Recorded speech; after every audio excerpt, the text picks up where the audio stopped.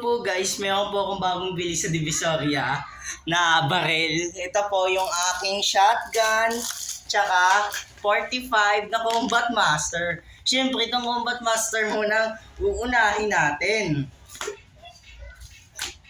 So yun guys, sino yung nababaliw? Ay, joke lang. Sorry guys sa pagsasabi nun. Hindi ako nagsasabi ng baliw.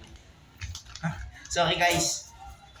Ang ganda na nasabi ko, ito na nga yung aking barel. Combat Master. Napakabigat niya, napakaganda. Binili ko to sa Divisoria. Nasa ano kami? Recto, Maynila. Kasi nakatira po kami sa Bicol na ngayon, hindi na kami Laguna eh.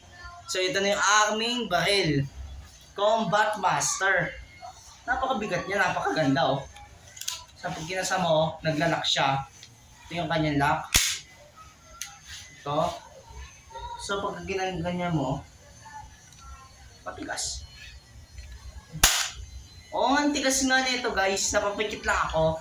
So, full mags. Mas maganda tong akin. Tapos ito talaga yung pinaka gusto ko na baril. Mas maganda talaga to. At saka sobrang bigat niya talaga. Mas mabigat pa talaga sa primary weapon eh. Pero pellet lang siya, pero sa totoong baril talaga, mabigat na mabigat tong Combat Master. Kulay gold ang kanyang ang kanyang slide. Oh. So yun guys, bawal sa amin ang magulo eh. Ay kay Ash yan, sorry guys ha. Sorry guys. Paano lang kami. So, ito ng shotgun. Ang bibili namin. Tchadan! Shotgun. Wow! Ang ganda nitong shotgun na to.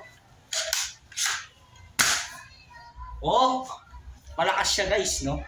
Pagkumpara mo dito. Sige. Sige, magkabarila na tayo. Bing, bing, bing! So, okay guys, walang ganito dito ah.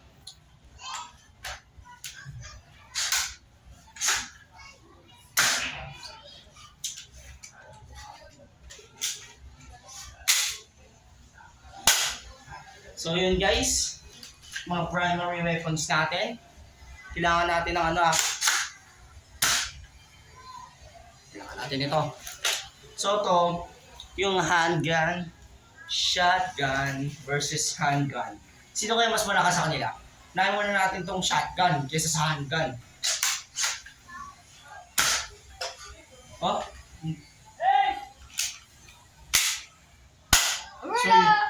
So yun, mas malakas tong shotgun kaysa dito sa handgun. So, pagkumpara mo kasi ito maliit lang na baril to. Itong shotgun malaki. Talong-talo, mas talo ka. Ito kasi talo to sa shotgun mo.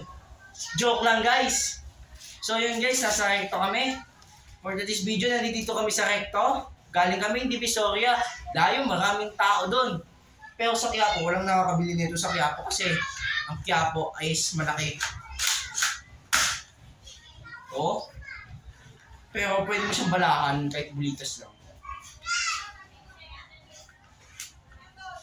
So yun guys. Hindi siya nagkakasa. Ang hirap na ito ikasan. So yun. Sa vlog kong ito, kung pumunta ka na sa bio ko, i-click mo yung nakaturo doon sa taas. Tapos i-like at mag-comment at mag-share para laging updated sa akin.